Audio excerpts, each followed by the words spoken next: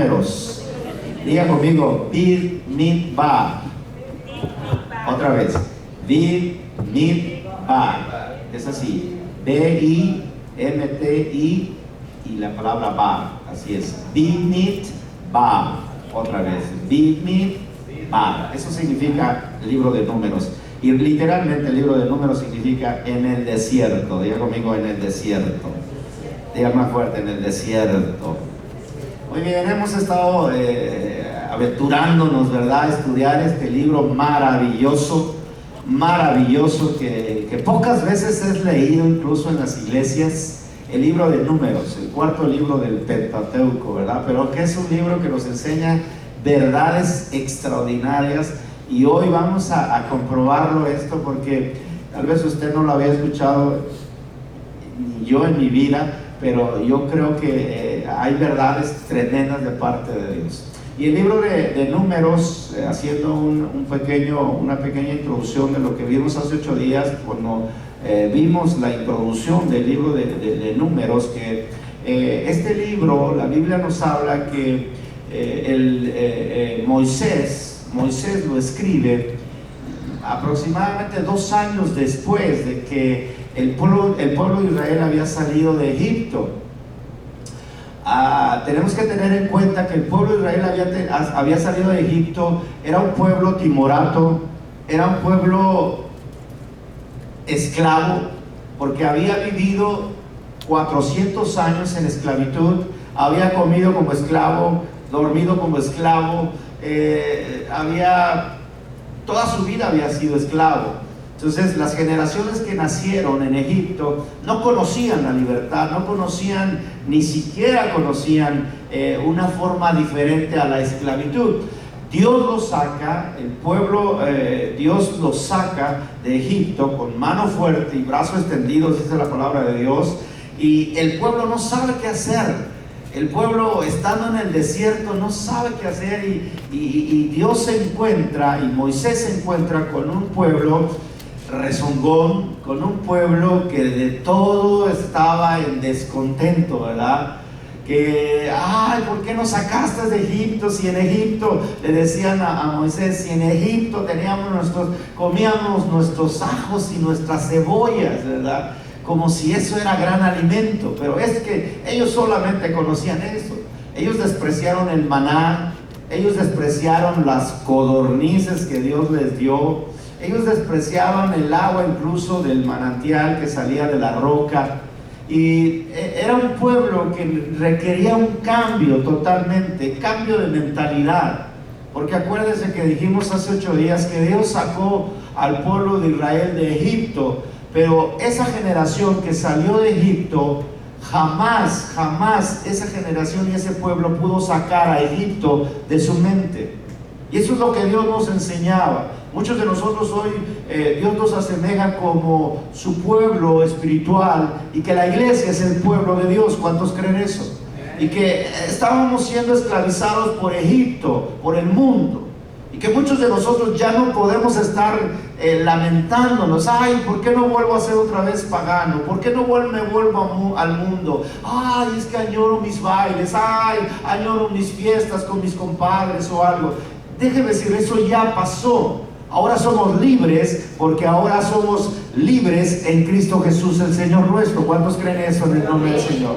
Y Dios tiene que trabajar con ellos totalmente. Por eso es que Dios los mete a un desierto, porque hace 8 días estábamos viendo que la tierra prometida quedaba literalmente cerca de Egipto. Simplemente se tardaban 12 o 13 días caminando en línea recta. Pero Dios decide que dieran vueltas todo el desierto del Sinaí, todo el desierto, 40 años.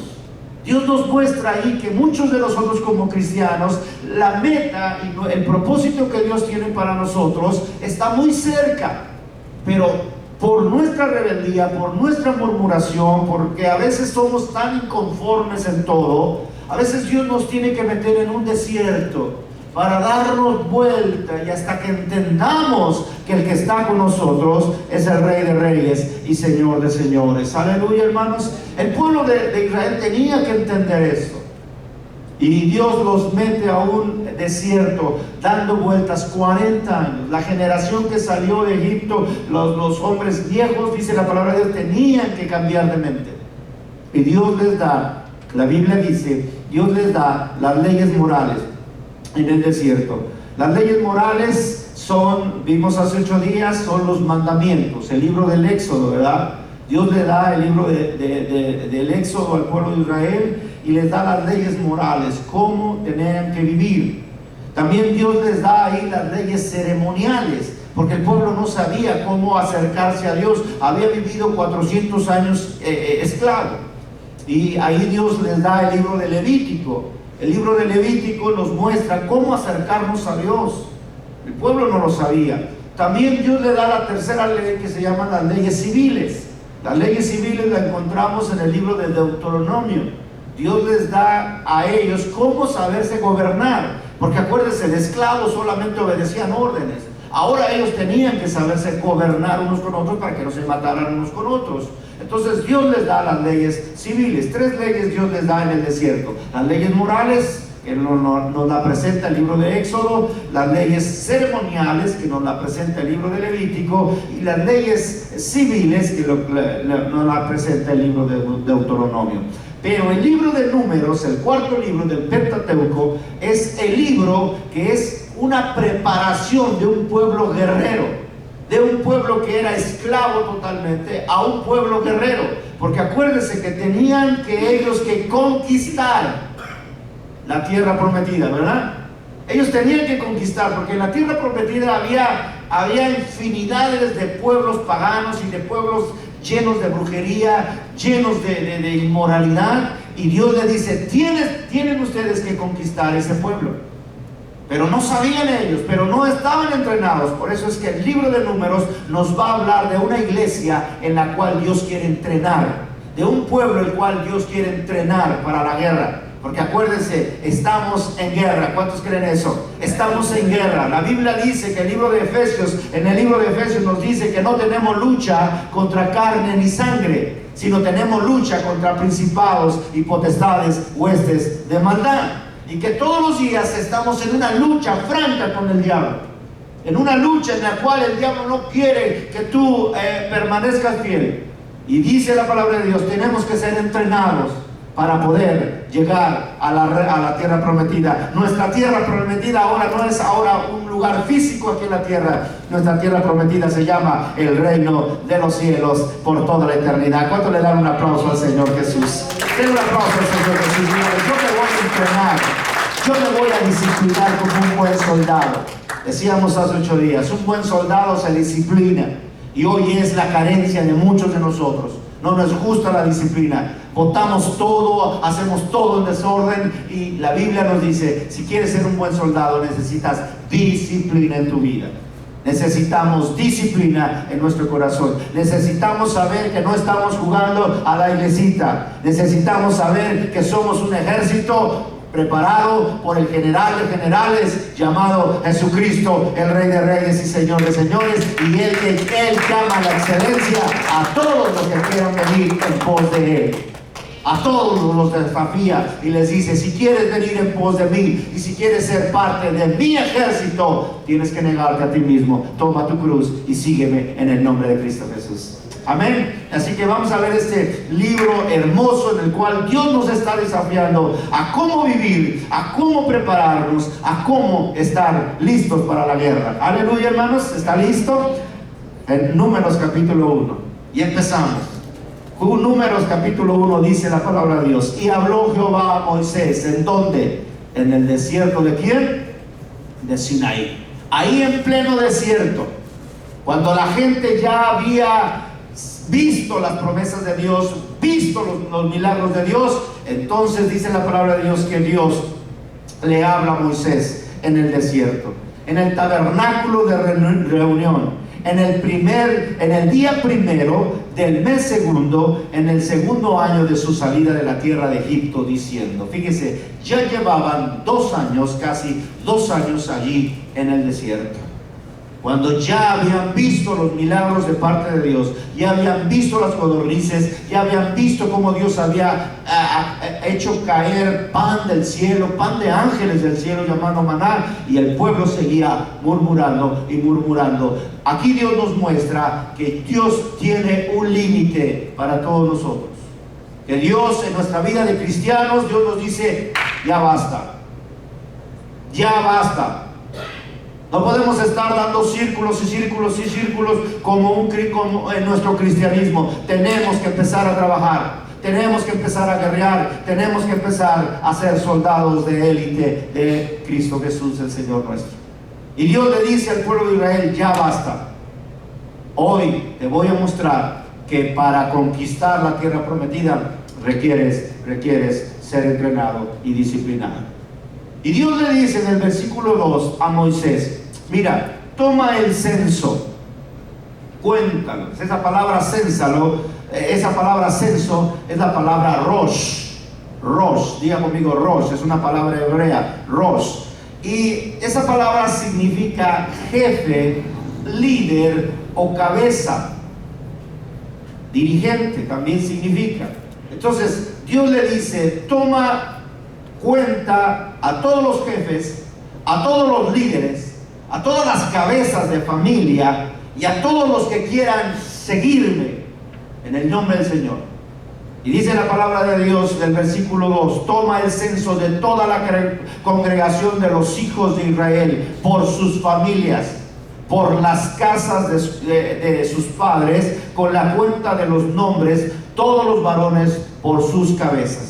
De 20 años arriba, escuche, ¿de cuánto iban a ser? De 20 años arriba. Todos los que pueden salir a la guerra en Israel, los contaréis, tú y Aarón, por su ejército. Miren, hermanos, este simple versículo significa que Dios está diciendo, ya basta. Ya basta de murmurarme, ya basta de estar inconformes, ya basta de estar simplemente murmurando contra Moisés. Ahora necesitamos hacer una lista de todos los que van a estar dispuestos a ir a pelear, de todos los que van a estar dispuestos a ser guerreros de Dios, de todos los jefes, de todos los que quieran ser jefes, de todos los que quieran ser líderes, de todos los que quieran ser cabezas de su hogar.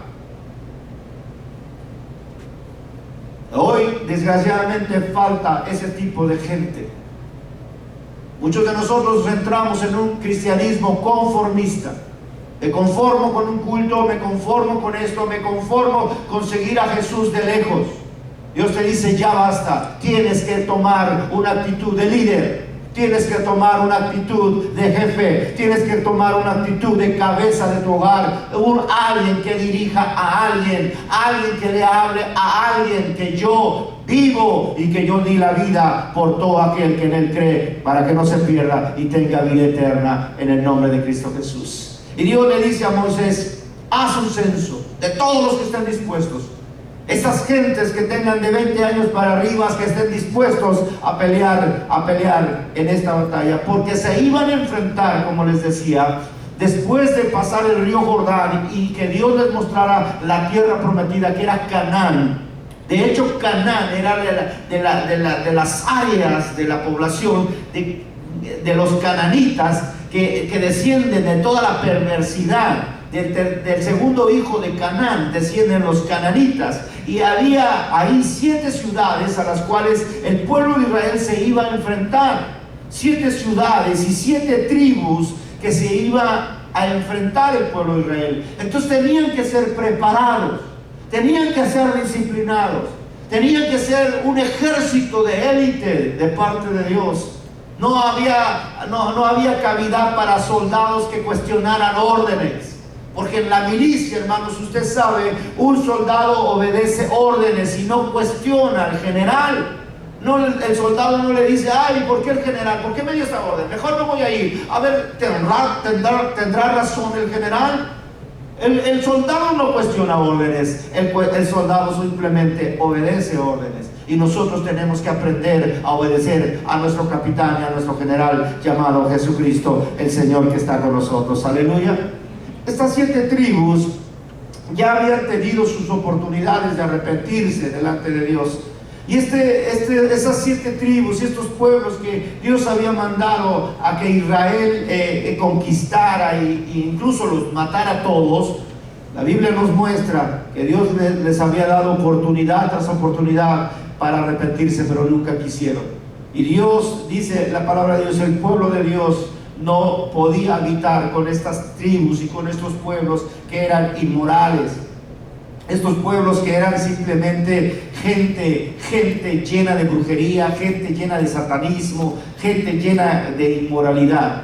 Por eso Dios tenía que darle a un pueblo lleno de poder, a un pueblo de guerreros, esta tierra llamada Canaán, la tierra prometida. Y Dios tenía que contar a sus líderes, a la gente que estaba dispuesta para pelear al Señor, a los que podían salir a la guerra, a los que podían encontrarse con muchas situaciones. Usted sabe lo que es ir a una guerra, tal vez ha visto películas o tal vez ha visto acciones de esto. Y a una guerra no se va a una fiesta, no es que vaya usted a estar bien contento ahí en una guerra, no. En una guerra hay muerte, hay decepciones, hay cosas que hay que sufrir. Y Dios nos muestra eso en la vida cristiana. La vida cristiana no es estar todo maravilla, todo felicidad, la iglesia de personas muy sweet, muy dulces, muy felices todas. No,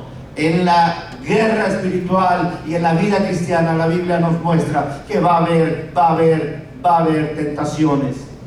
Va a haber muchas cosas en las cuales nosotros a veces nos desanimemos. Va a haber muchas cosas. La Biblia nos enseña que en nuestra vida espiritual va a haber tentaciones como nunca se han presentado. Cuando tú le declaras la guerra a Satanás, la Biblia dice que va Satanás a enfocar sus baterías y te va a hacer tentar, te va a hacer caer tantas veces como nunca lo habías experimentado. Cuando se levanta un verdadero guerrero. Cuando hay simplemente cristianos apáticos, timoratos, que simplemente tibios, miren hermanos, ni el diablo dice no me haces ni cosquillas. Hace 8 días leíamos esa grande palabra: si tú no eres una amenaza para el diablo, entonces por favor ve tu cristianismo como lo estás viviendo. Debemos nosotros, los hijos de Dios, representar una amenaza para el diablo, ¿verdad? Una amenaza para los demonios. Debemos de representar que somos hijos del Rey de Reyes, que luchamos contra huestes espirituales de maldad. Y Dios le había dicho al pueblo de Israel: vienen pruebas, vienen dificultades, por eso se tienen que preparar de una manera excelente. Y hoy el pueblo de Israel somos también nosotros. El cristiano, Dios te dice: tienes que prepararte, tienes que leer tu Biblia, tienes que permanecer en oración, tienes que permanecer junto a mí, porque vienen pruebas, vienen tentaciones como nunca en la vida lo vas a tener. Y hoy necesitamos estar preparados en el nombre de Cristo Jesús. Aleluya, hermanos. En el versículo número 3, la Biblia nos muestra algo bien importante, y vamos a descubrir alguna enseñanza muy hermosa de parte de Dios, porque empieza en el capítulo 3 una lista tremenda, y dice el versículo 3: de 20 años para arriba, todos los que puedan salir a la guerra en Israel, los contaréis tú y Aarón por sus ejércitos. Versículo 4, escuche lo que dice el versículo 4: y estará con vosotros un varón de cada tribu, cada uno jefe de la casa de sus padres. Y el versículo 5 dice: todos estos son los nombres de los varones. Repita conmigo: todos estos son los nombres de los varones. Más fuerte, dígalo: todos son los nombres de los varones que estarán con vosotros, de la tribu de Rubén. Y empieza una lista de nombres. Diga conmigo: de nombres. Ahora usted me dirá: ¿qué tiene que ver los nombres aquí?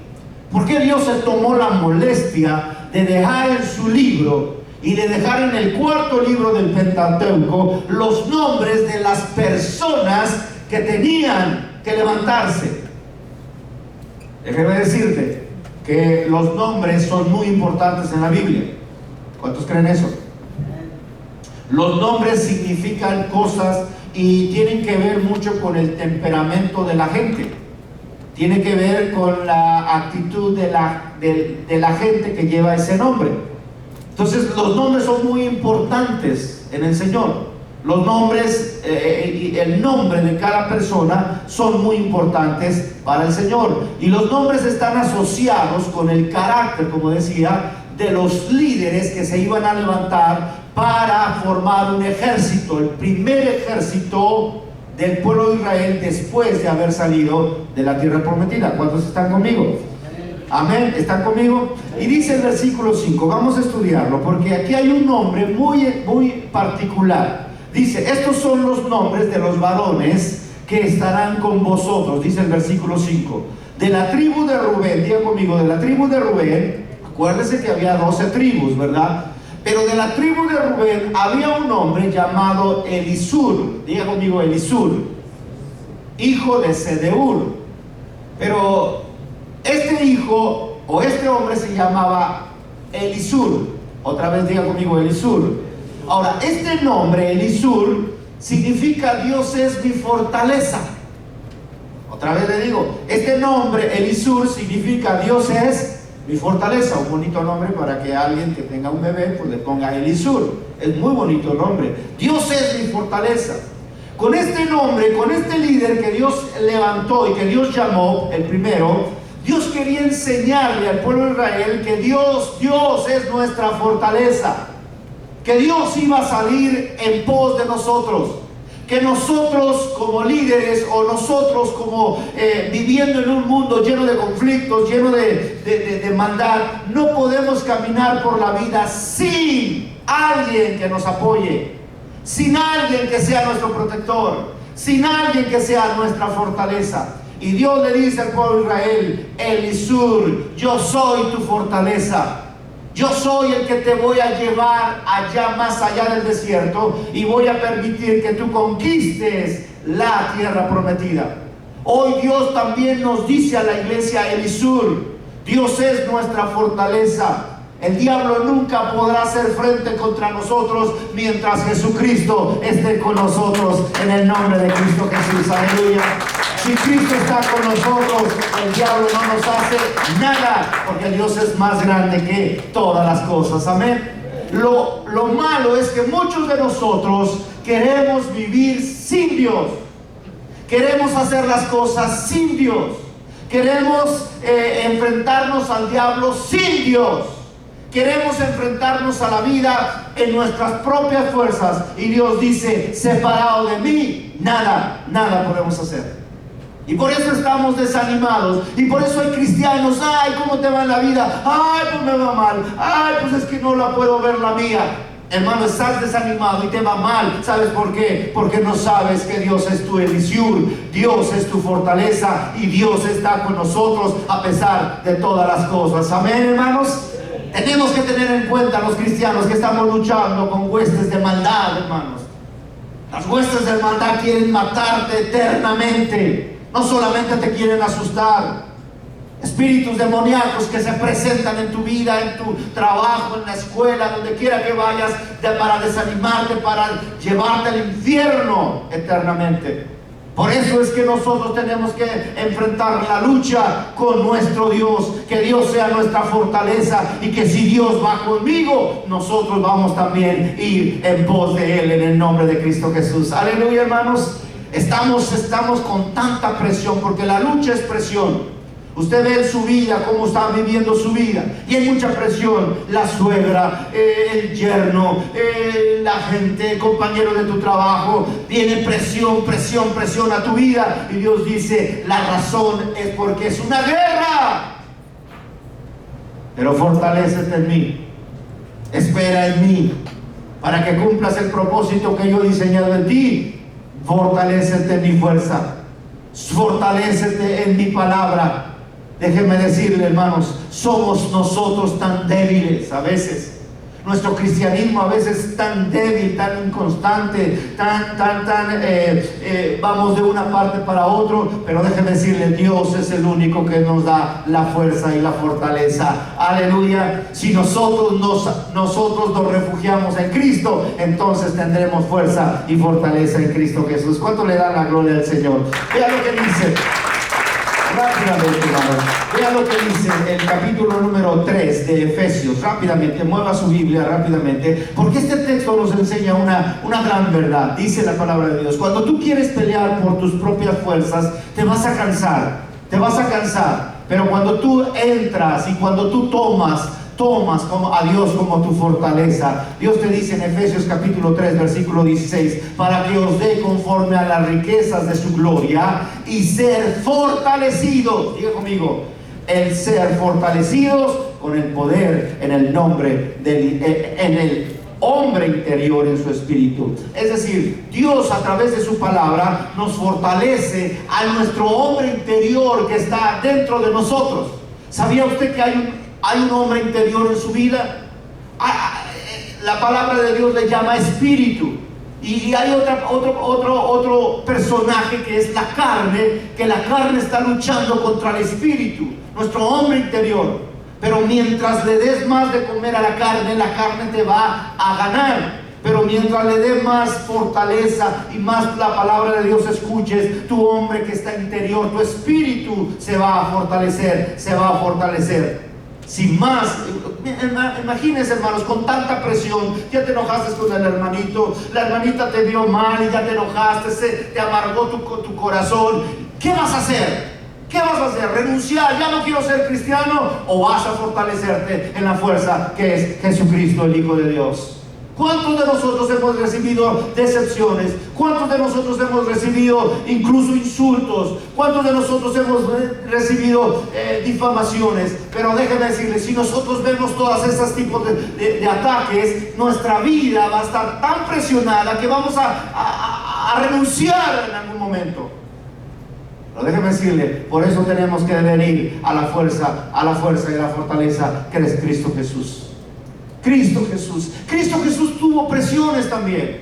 Si usted conoce la historia, Jesús cuando estuvo en el huerto de Getsemaní tuvo una presión tan grande que él se pasó orando toda la noche. Y dice la palabra de Dios que la presión era tan grande que su cuerpo literal de Jesús no soportó y empezó a sangrar. Dice que empezó a tener gotas, un sudor de sangre. Eso significa que sus vasos capilares se empezaron a romper por tanta presión que tenía.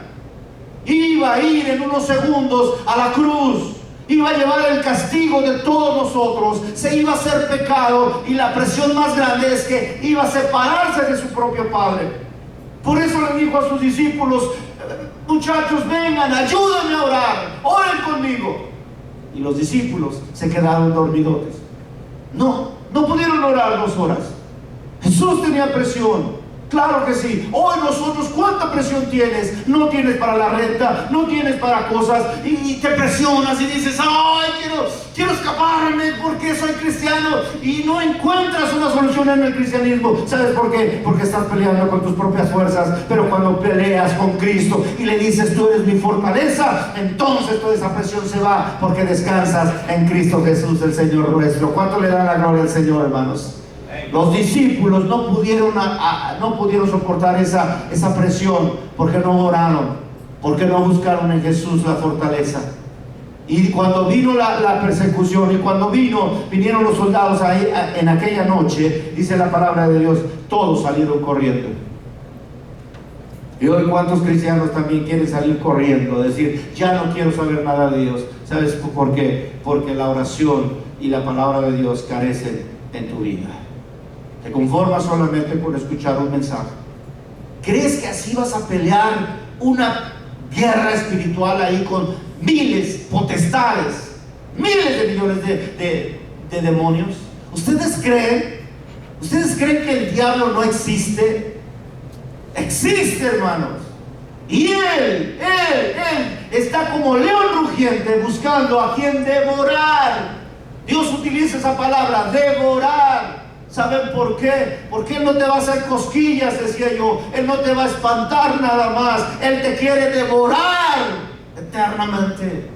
Y ustedes creen que simplemente, abrí mi Biblia el domingo y no me acuerdo toda la semana y con eso ya soy cristiano. Y usted cree que va a ganar la guerra de esa manera. Dios te dice, no, vas a acabar destruido. La oración, la palabra de Dios, nos edifica y nos da la fortaleza de Cristo. En Isaías capítulo número 40, si usted también va, es un texto que tal vez usted se sabe ya de memoria. ¿Cuántos están aquí, hermanos? ¿Está aquí en esta hora? Isaías capítulo 40, Dios nos dice de esta palabra.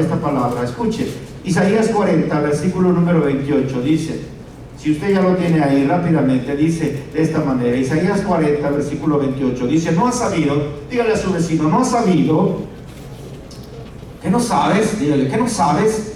¿No has oído que el Dios eterno es quién? Es Jehová. Es el Señor. ¿Cuántos creen que el Dios eterno está con nosotros? Uy, qué bárbaro, qué emoción. ¿Cuántos creen que el Dios eterno está con nosotros? Amén. Él está con nosotros, ¿verdad? Dice, el cual creó los confines de la tierra. Él no desfallece. Él no desfallece. Él no se fatiga con cansancio. Él no dice, voy a ir al culto allá con los hermanos, con mis hijos que están en casa de oración, en Little Rock, pero pues yo estoy acá en otro universo, ¿cómo voy a ir para allá? Hoy no voy a ir. No, Él no se cansa, no se desfallece, y su entendimiento no hay quien lo alcance. Él es la fuente de la energía, hermano. ¿Cuántos quieren fuerzas? Pues vengan a Cristo Jesús. ¿Cuándo te sientes desanimado? Ya no quiero seguir, ya me voy a ir de la iglesia. Déjame decirle, ven a la fuente de Cristo Jesús. Tú estás aquí no por un pastor, tú estás aquí no por un hombre de una iglesia. Estamos aquí porque somos hijos del Rey de Reyes y Señor de Señores. Aleluya, hermanos. Y si te sientes cansado, dice la palabra de Dios, Él es el que da fuerza al cansado y multiplica las fuerzas al que no las tienes. Que estás harto de estar litigando con tu esposo. Mira, es mi esposo que me dices, no entiende. Y viene la presión ahí. O Dios te dice, ven a mí. Si estás cargado y trabajado, que yo te haré descansar. Yo te voy a dar fuerzas para seguir adelante. Los muchachos se fatigan y se cansan. Los inexpertos, los inmaduros se cansan. Esa es la palabra, muchachos. Pero los jóvenes también flaquean y caen. Jóvenes inexpertos flaquean. Jóvenes en el cristianismo también. Empiezas bien en el cristianismo y de repente, ¿qué pasó con el hermanito? Pues si estabas hablando en lenguas. Pues si cuando oramos, ¡wow! ¡Qué bárbaro! ¿Qué pasó con el hermano? Pues ya cayó, ya lo vimos allá, ya se fue para allá. ¿Qué pasó? Flaqueó y se cansó. Porque no esperó en el Señor. Porque los que esperan, diga conmigo el versículo 31, pero los que esperan, ¿en quién? En Jehová. Tendrán nuevas fuerzas, levantarán alas como las águilas, correrán y no se cansarán, caminarán y no se fatigarán. Dios, déjame decirte que aquí hay una palabra muy, muy importante. Diga, los que esperan. Diga más fuerte, los que esperan. Esa palabra esperar significa kafar. Kafar en el hebreo. ¿Qué significa kafar? Pues déjeme decirle que la palabra kafar significa pegar con goma. Es decir, yo pego este papel con este otro papel y le pongo aquí pegamento, le pongo glue. Entonces este papel lo pongo acá. Ahí está, bien pegado. Ahí están los dos pegados. De tal manera que cuando lo quieras despegar, no va a poder ser posible porque se va incluso a romper, pero ya no lo vas a poder despegar. Y Dios te dice, así quiero que estés conmigo, pegado a mí, a pesar de todas las cosas.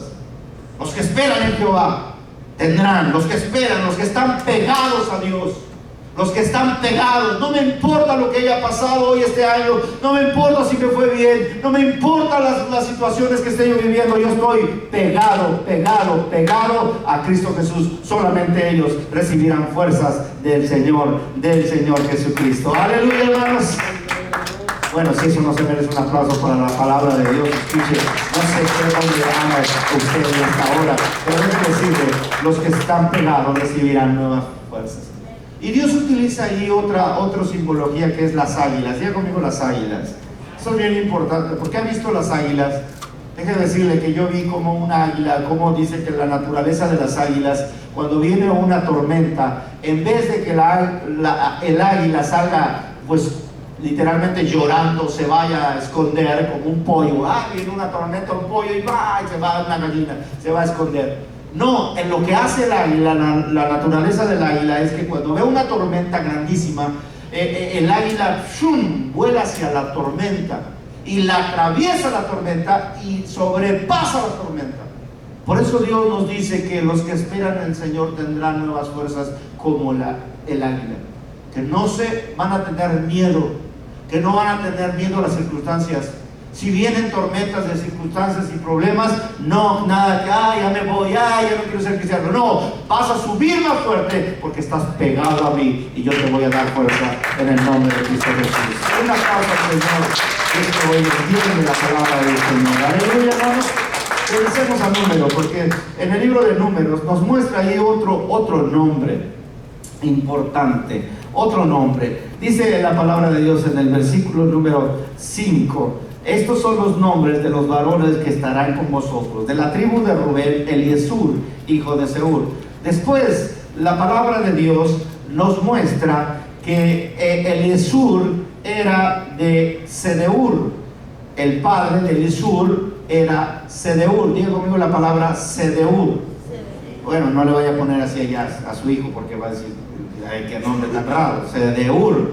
Pero vean su significado. Esto tiene un significado muy bonito, Sedeur. La palabra Sedeur o el nombre Sedeur significa ardiente, significa fiero y significa apasionado. Casi igual que Sergio, ¿verdad? Ardiente, fiero, apasionado. Me gusta ese nombre, Sedeur, ¿verdad? Un poquito se oye no muy popular, pero Sedeur. Y déjeme decirle, esta es la segunda característica, porque es el segundo nombre, es la segunda característica de los que Dios quiere, los guerreros que Dios quiere, los soldados que Dios quiere, que sean ardientes, que sean fieros y que sean ¿qué? Apasionados. Ahora, vea lo que significa la palabra el ser ardiente. El ser ardiente, Dios nos muestra esto muy importante porque acuérdense en el libro de Apocalipsis, Dios tiene algo en contra de la iglesia de la Odisea y le dice, tú eres tibio, ustedes son tibios, cristianos tibios, y porque son cristianos tibios los vomitaré de mi boca. Es decir, Dios no soporta la tibieza. O Dios quiere que seas ardiente, o Dios te dice, mejor te vale ser frío. Así le dice a la iglesia de la Odisea, le dice, es mejor que sean calientes, que sean calientes o sean fríos, pero tibios no sirven para nada. Ese temperamento, ese cristianismo de que, me comprometo o no me comprometo, sirvo o no sirvo, vengo o no vengo, pues me conformo. Dios te dice, no, yo quiero gente, soldados ardientes, fieros, apasionados. Esa palabra apasionado es increíble, que te apasione venir a la iglesia. David decía, yo me alegré con los que me decían a la casa de Jehová que iremos. Lo mejor que podemos hacer hoy, este domingo, lo mejor que podemos hacer en nuestra vida, lo que nos resta en esta tierra, es alegrarnos cuando nos dicen a la casa de Jehová iremos, porque ahí está nuestra pasión. Jesucristo es nuestro amor, Jesucristo es nuestro amado, y venimos no con cargas, no fastidiados, no así, pues tengo que ir, pues es que tengo que manejar. Dios dice, esos soldados no quiero. Yo quiero un soldado ardiente, un soldado fiero, que el diablo lo vea y ni siquiera tengas que decirle, te reprendo, Satanás. No, dice la palabra de Dios que cuando el diablo vea a un cristiano que tiene a Dios, el mismo diablo corre. ¿Cómo te verá el diablo a ti? ¿Cómo nos verá a nosotros? apasionado por Dios, viviendo por Dios. Quiero ver a mi Señor, quiero cantarle hoy a mi Señor, yo sé que tengo tantas cosas, mi agenda está, mire, llena, toda llena, tengo citas acá y acá, a las 9, a las 10, a las 11, pero las dejo todas por el eminente conocimiento de venir a ver a mi amado celestial en el nombre de Cristo Jesús. Aleluya, hermanos. Esa es la actitud que Dios quiere de un soldado. Ardiente, una actitud que diga: yo quiero seguir a Cristo a pesar de todas las cosas. Aleluya. Judas en el capítulo, se tiene un capítulo del libro de Judas, pero en el versículo 3, si usted va rápidamente o si no, dice la palabra de Dios que dice Judas 3, hermanos, cuando estaban en la mera persecución la iglesia, Judas anima a la iglesia y les dice: hermanos, les ruego que contendáis ardientemente. ¿Por qué? Por la fe. Cristianos ardientes, cristianos no apáticos, no, cristianos ardientes, que contendamos por la fe, ardientes. Ahora diga conmigo la palabra ardiente. Esa palabra ardiente significa agonizar. Y es bien increíble, porque Dios te dice: tienes que contender, es decir, tienes que pelear hasta que agonices.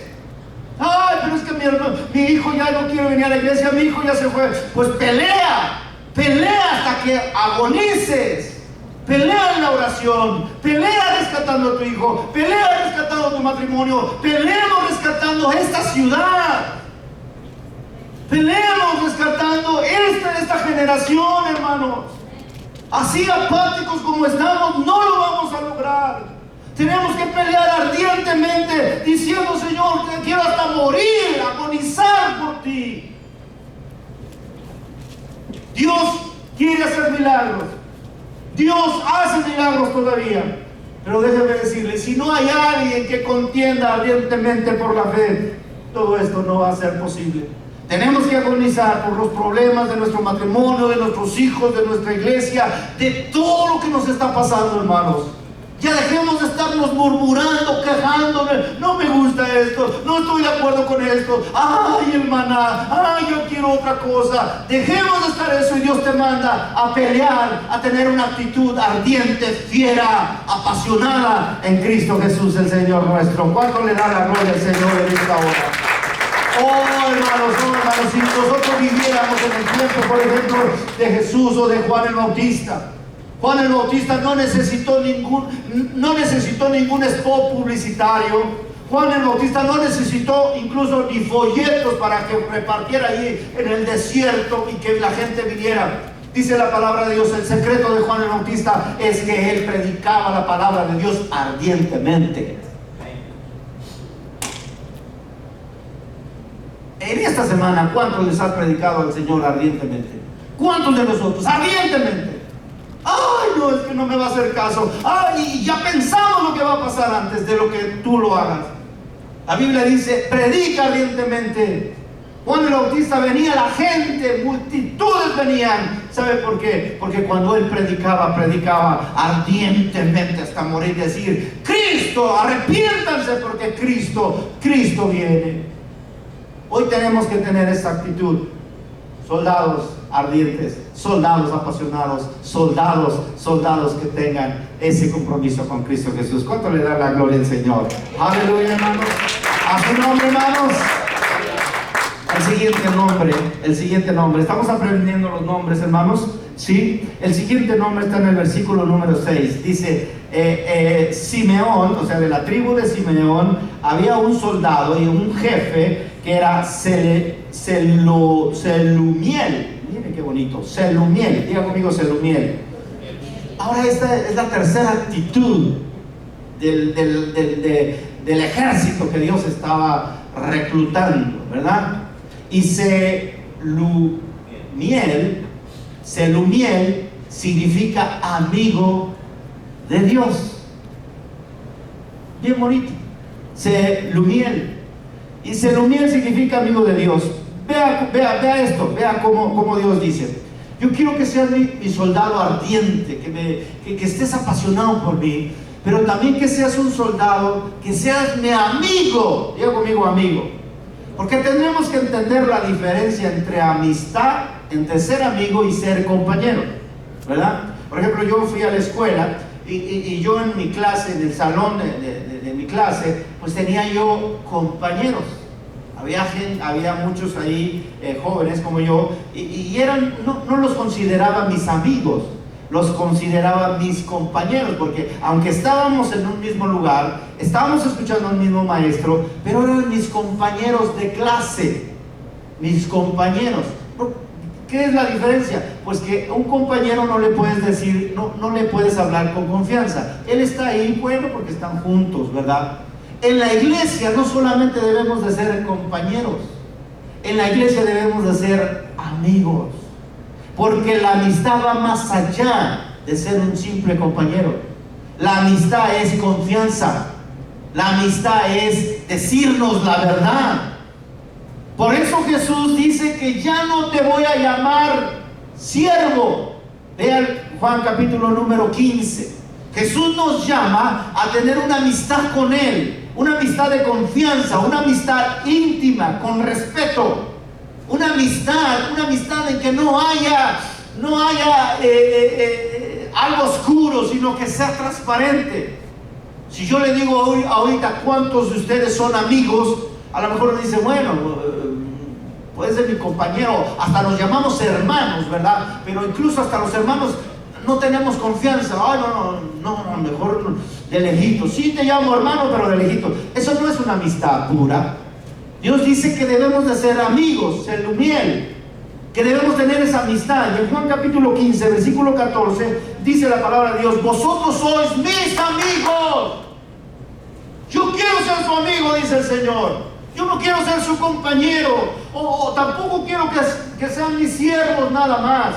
Porque dice la palabra de Dios, versículo 14: vosotros sois mis amigos y hacéis lo que yo os mando. Una relación de obediencia. Que vengas a la iglesia no porque se te obliga. Que vengas a la iglesia es porque yo obedezco a mi amado, porque tengo una relación de amistad con mi Dios. Lo amo. Dice el versículo 15: ya no os llamaré siervos. ¿Sí? ¿Por qué? Porque el siervo no sabe lo que hace ¿quién? Su Señor. Y déjenme decirles, ser siervos está bien. Está bien. Ser siervos del Señor está bien. Pero eso es un nivel a donde simplemente sirves. Pero el nivel de ser amigo va más allá de ser siervo. Porque la amistad, Dios te dice, ya no te llamaré siervo, porque el siervo no sabe lo que hace su Señor, pero os he llamado amigos, porque todas las cosas que oí de mi Padre os las he dado a conocer. Hay una relación más íntima, mi amigo. Y muchas veces la iglesia solamente se queda en ese nivel de siervos. Está bien ser siervo, pero es mucho mejor ser amigo de nuestro Dios. Tener una relación de amistad con Dios. Que cuando te levantes en la mañana tengas esa relación de amistad y decirles: a ver, ¿qué vamos a hacer? ¿Qué voy a hacer con este problema?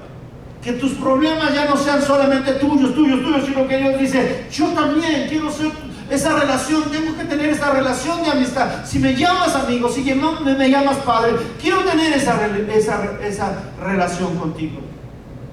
Y muchos de nosotros no hemos conocido a Dios como un amigo. ¿Y saben por qué? Porque la mayoría de muchos de nosotros, un amigo nos ha decepcionado. Y la figura de amistad con Dios dice: no, ¿para qué? Simplemente sí, le voy, le sirvo, voy al culto, voy a la iglesia. Pero una relación íntima, Dios te dice: yo quiero tenerla contigo. Yo quiero tenerla contigo. Porque cuando tú tienes una relación íntima con Dios, empiezas a relevar, Dios te empieza a revelar todo lo que es su propósito. Y ahora empiezas a entender el significado de lo que es cristianismo.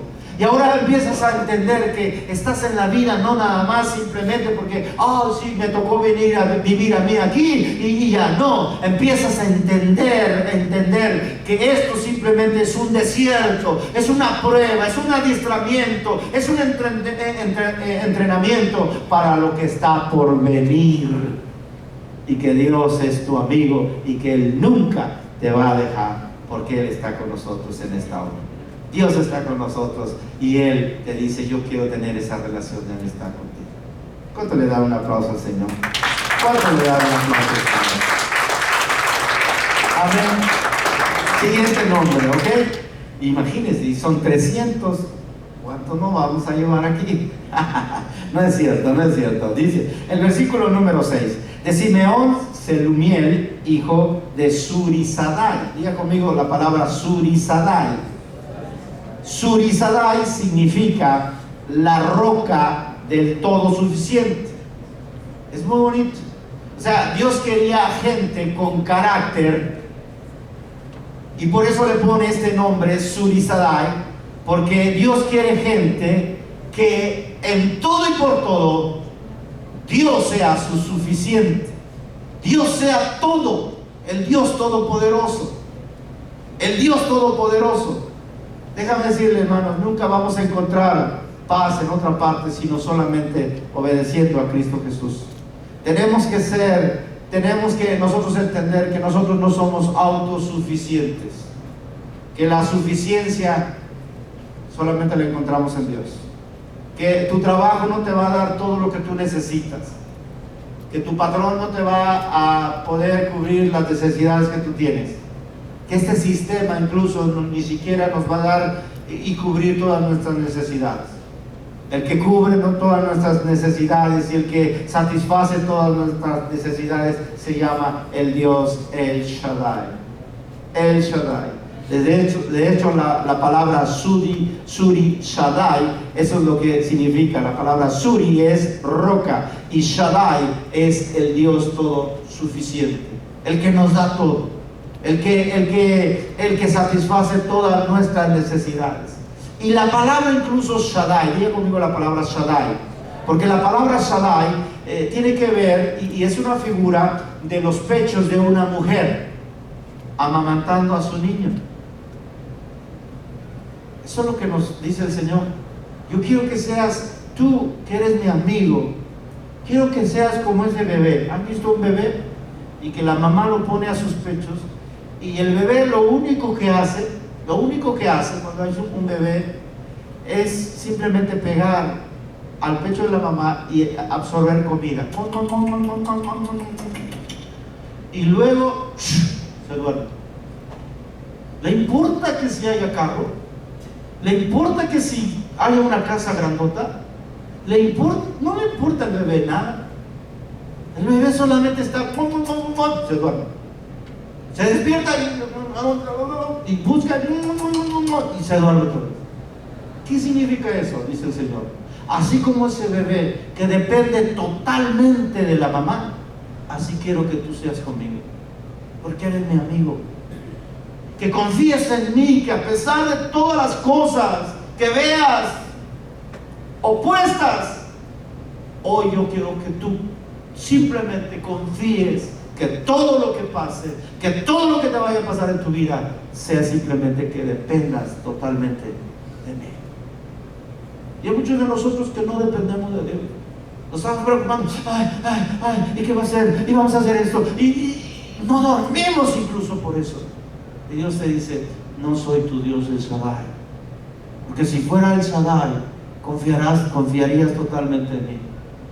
Todo lo bueno que hemos recibido, ¿lo hemos recibido de quién? De Dios. Y hoy nosotros necesitamos encontrar esa fortaleza en el Señor. Necesitamos encontrar esa dependencia totalmente de Dios. Depender totalmente de quién? Del Señor. Totalmente. Si no aprendemos a depender totalmente, entonces estamos fritos. Una palabra medio ahí, pero estamos mal. Jesús, hermanos, escúchenme. A veces hay personas que yo platico y a veces hay personas, ay, es que estoy triste porque no tengo novia, o no tengo el esposo que siempre soñé y todo eso. Miren, hermanos, cuando tu felicidad la basas en una persona, estás mal. Nuestra felicidad la tenemos que basar en nuestro amado, el Señor Jesús. La tenemos que basar en Él, porque Él es el que quiere que nosotros dependamos totalmente de Él. Nuestra felicidad aquí no depende de la migra. Ay, sí, Donald Trump dice algo, ay, nos vamos a ir y nos asustamos. ¡No! Nuestra felicidad depende del Señor Jesús. Si el Señor dice, va, vete, te vas. Y si el Señor dice, te traje aquí para que tú me conozcas, aquí te vas a quedar, porque Él sabe todos sus propósitos en el nombre del Señor. Aleluya. Gente que pasa llorando, ay, es que me va mal, es que esto, es que no sabes depender y no sabes comer delante de tu Dios, el Shaddai, el que suple todas tus necesidades, el que, dice la palabra de Dios, el que limpia y lava todas tus enfermedades. Él está con nosotros. Él es el Shaddai. Denle un aplauso al Shaddai. Amén. Vamos a ver un nombre más ya. El número 7, ¿ok? Dice la palabra de Dios, de la tribu de Judá, Nazón. Diga conmigo la palabra Nazón. Nazón, diga otra vez Nazón. Y esa palabra, ese nombre Nazón significa animoso, significa prendido y significa optimista. Otra vez, significa animoso. ¿Cuántos animosos hay acá? ¿Cuántos nazones hay? Sí, qué ánimo, ¿verdad? Así, animoso, cristianos animosos, ¿verdad? ¿Ha visto un cristiano amargado? Todo no se junten con los cristianos amargados. Sepárese ahí. Un cristiano animoso, un cristiano prendido, un cristiano optimista. Fíjese, Proverbios dice que la persona amargada enferma a los que están bien. Ahí está una persona amargada, ay, es que esto, ay, es que el pastor ya no predica bien, ay, es que no me ayudes, compadre, anímame, ¿verdad? Que te anime. ¿Cómo estás, hermano? No, vamos, en el Señor es nuestra fortaleza. No, el Señor es nuestro Shaddai. No, el Señor es nuestra roca. Amén, vamos a echarle ganas, ¿sí o no? Una palabra mexicanística, mucho es la palabra echarle ganas. No está en el diccionario, pero esa palabra es muy buena. Echarle ganas todos. De estarnos peleando ahí, ay no, ya me veo mal, ay no, vamos a ser animosos, prendidos, optimistas, en el nombre de Cristo Jesús. ¿Cuántos creen esto? Amén. Y escuchen, hermanos, para finalizar, porque ya están durmiendo unos, están así cabeceando, no sé si ya están diciendo ya basta, hoy es la señal, ¿verdad? Pero, hermanos, solo quiero terminar con esta enseñanza. Miren, en este capítulo, hasta el versículo 15, hay nombres. Y eso significa gentes que fueron escogidas y que Dios les dio un nombre que significaba su carácter, ¿verdad? Significaba lo que Dios quería del pueblo. Por ejemplo, ese nombre de Nazón. Se oye medio feo, pero es bonito su significado, porque Dios quería gente animosa, gente prendida, gente optimista, gente que no ande, vamos a ir allá a la guerra. ¿Se acuerdan los 2 espías? 10 espías vinieron con un reporte diciendo, ay, pues allá hay gigantes, sí está bien la tierra, pero ¿qué vamos a hacer? Nos van a matar, nosotros somos como cucarachas. Esos no eran nazones, solo había 2, que fue Caleb y José y Caleb, que ellos vinieron y dijeron todo lo contrario. Dijeron, no, sí es cierto, allá hay gigantes, pero nosotros somos mejores, nosotros somos hijos de Dios, somos del ejército del Señor. Entonces, gente animosa es lo que quería Dios.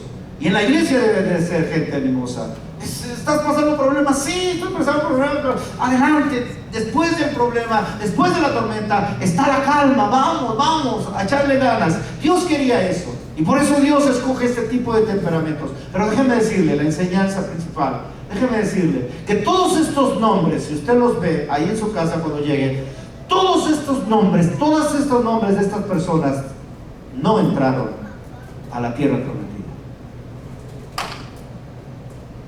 Entonces, ¿por qué Dios lo puso aquí? Para que nosotros aprendiéramos. Estas personas que nombran y que fueron puestas como el nombre de Nazón, como el nombre de Surisarai, ¿verdad? Estos nombres, dice la palabra de Dios, que no entraron a la tierra prometida. ¿Por qué? Se quedaron muertos en el desierto. Escúcheme, y le contesto con esto. Sansón, acuérdense, ¿se acuerdan de Sansón? El hombre fuerte, el juez fuerte, grandote. Sansón, dice la palabra de Dios, que fue un juez. Dios lo llamó. Desde el vientre de su madre Dios lo llamó. Y dice la palabra de Dios que Dios le dijo a sus padres, cuando lo iban a dar a luz, su mamá, Dios le dice a sus padres, miren, por el llamado que yo le hago a Sansón y por lo que va a representar, lo que va a hacer, tiene que pagar el precio. Y él tenía que ser desde nacimiento nazareo, por el llamado tan grande que Dios le había dado, ser el juez más grande de esa generación, Sansón. Pero ¿sabe que Sansón no quiso aceptar el llamado?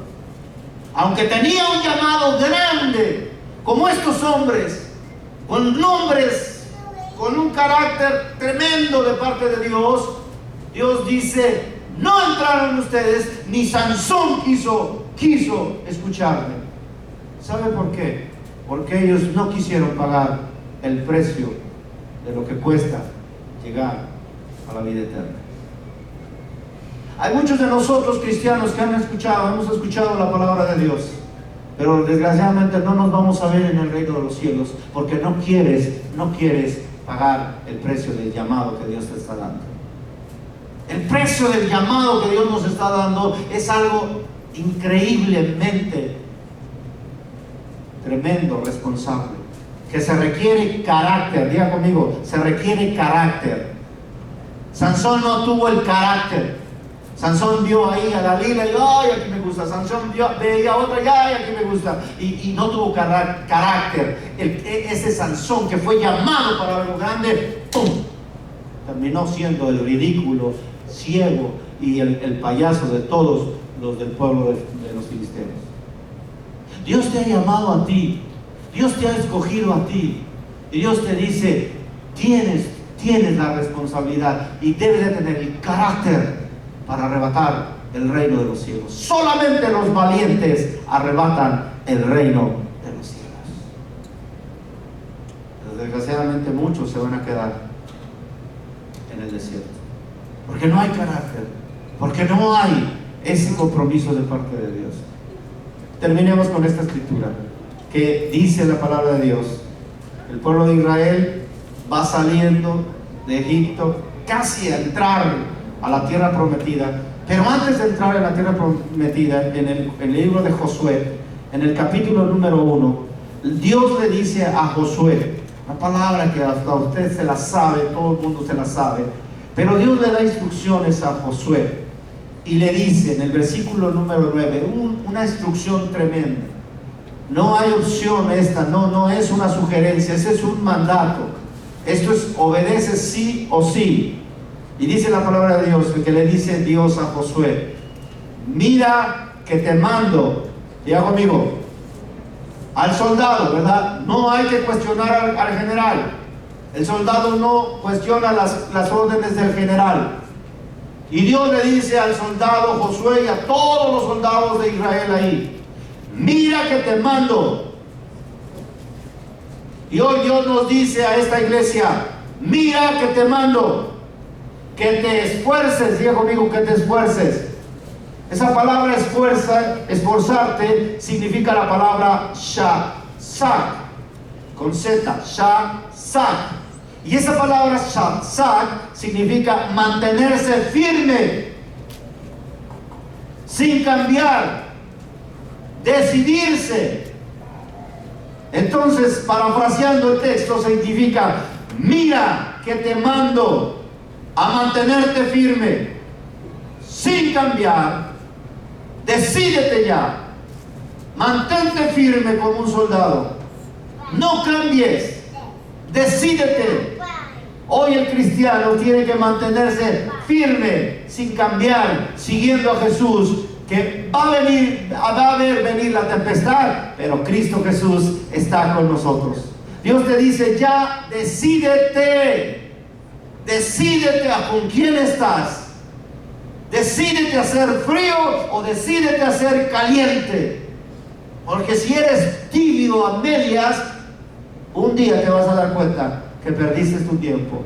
Simplemente decídete a ya no pecar. Hoy tenemos que decidirnos a ser felices. Tenemos que decidirnos a no amargarnos. Esfuérzate y sé valiente. Diga conmigo la palabra valiente. La palabra valiente no tiene nada que ver con que eres fuerte y te peleas con todos y le pegas a tu mujer y no le das el gasto. No, esos son cobardes, ¿verdad? La palabra valiente, la palabra en hebreo es amat. Diga conmigo la palabra amat. Y la palabra amat significa mantener la serenidad interior. Entonces, el valiente es cuando mantiene la serenidad. Es cuando ve pleitos y simplemente sereno, moreno. Eso es, dice la palabra de Dios: decídete ya, esfuérzate, sé valiente. La paz solamente la da Dios, y tú tienes que ser un hombre de paz, un hombre que tenga la paz de Cristo en nuestro corazón. Esta iglesia está llamada para que nos esforcemos en Cristo, nos decidamos en Cristo ya, y que hoy seamos valientes, mantener siempre la serenidad, que nadie te mueva de lo que somos. Somos de Cristo, somos soldados de Cristo, y hemos venido porque nos apasiona venir a la iglesia, nos apasiona venir a ver a Cristo Jesús, y hoy podemos ser parte del ejército, de la élite de Dios, del ejército que está animado, que está simplemente esforzado, ardiente. Pablo le decía a Timoteo: mira que te mando que empieces tú a tener, aviva el fuego que hay en ti, mi querido Timoteo, avívalo. Esa palabra avívalo significa como cuando tú estás, anteriormente mi abuelita tenía un brasero, y ese brasero tenía brasas ahí, y esa palabra, cuando Dios nos muestra eso, es simplemente soplarle al brasero para que las brasas empiecen a hacer más fuego. Eso significa avivar, aviva el fuego. Si tú te estás cayendo, avívalo el fuego, porque el que está con nosotros se llama Jesucristo, el Rey de Reyes y Señor de Señores. ¿Cuánto le dan un aplauso al Señor Jesús con todo el corazón? Amén, hermanos. ¿Cuántos son hijos del Rey de Reyes y Señor de Señores? Levántese, por favor. Ya acabamos. Levántese, póngase sus pies sobre sus pies y dígale en esta hora al Señor con todo su corazón. Dios nos manda a esforzarnos en esta hora, a tomar una decisión, a hacer ya en esta hora, tomar esa decisión: a dónde vamos a caminar, a dónde vamos a ir, a dónde vamos a seguir caminando durante todo este año 2017 y el año que viene y los años que vienen. ¿Hacia dónde va esta iglesia? ¿Hacia dónde Dios la quiere mover? Dios quiere prepararnos, Dios quiere gente con carácter, Dios quiere gente con actitudes que muestren que dependemos totalmente de Él. Pero no nos vaya a pasar hoy lo que le pasó a esta gente, que aunque tenía el llamado, aunque fueron hombres seleccionados para tomar parte del ejército de Dios, esta gente murió en el desierto y no pasó a la tierra prometida, porque no se comprometieron, porque no se esforzaron, porque el llamado que tenían era tan grande como el llamado de Sansón, que Dios le había llamado a Sansón, que Sansón dijo: no quiero. No tuvo el carácter para permanecer, no tuvo el carácter para estar pegado al Señor, no tuvo el carácter para poder venir a Cristo Jesús, y no pudo tener esa fuerza, ese ánimo para seguir peleando. Hoy Dios nos llama a la iglesia, mi querido hermano. Hoy Dios nos llama a la iglesia a pelear, porque no tenemos lucha contra carne ni sangre, sino que tenemos lucha contra principados, huestes de maldad en esta hora. Tenemos lucha contra principados de maldad en este momento. Señor Jesús, en esta hora te doy gracias, Señor. Te doy gracias, Señor, por tu amor.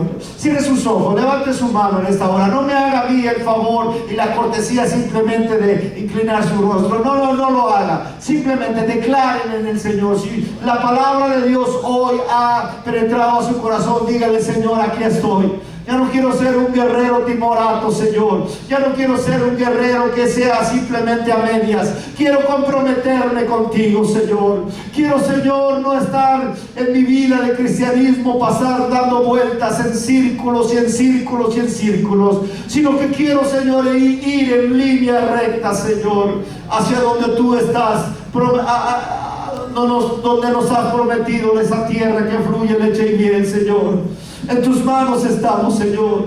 Danos el carácter, Señor, que seamos dependientes totalmente de ti, Señor, que ardamos por ti, Señor, que no solamente seamos tus siervos, que seamos tus amigos, Señor, en esta tarde, que seamos tus amigos, Señor, en esta tarde, que seamos, Señor Jesús, y tengamos una relación de amistad contigo, Señor. En tus manos, Señor, ponemos esta iglesia, Señor. En tus manos pongo mi vida, Señor Jesús. Que ya no sea yo, Señor, un cristiano apagado, sin fuego. Como Pablo le dice a Timoteo: Timoteo, aviva el fuego que hay en ti. Aviva el fuego. Ten en cuenta que lo que tienes y el llamado que Dios te ha dado es un privilegio. Ten en cuenta que no todos son llamados. Más bien todos son llamados, pero no todos son escogidos. Y Dios te ha escogido. Dios te ha escogido para ser heredero del reino de los cielos. Dios ha escogido esta iglesia para ser estandarte de los pueblos. Hoy el Señor nos llama a decir: yo quiero ser tu Shaddai, Shuri Shaddai, que es la roca a donde tenemos todo lo que necesitamos. Nuestro Dios que es suficiente para nosotros. Yo quiero ser un Nazón, que sea un hombre ferviente, un hombre animoso, un hombre que tenga ánimo para pelear, que pueda ver tu gloria, en esta hora. En el nombre de Jesús, en el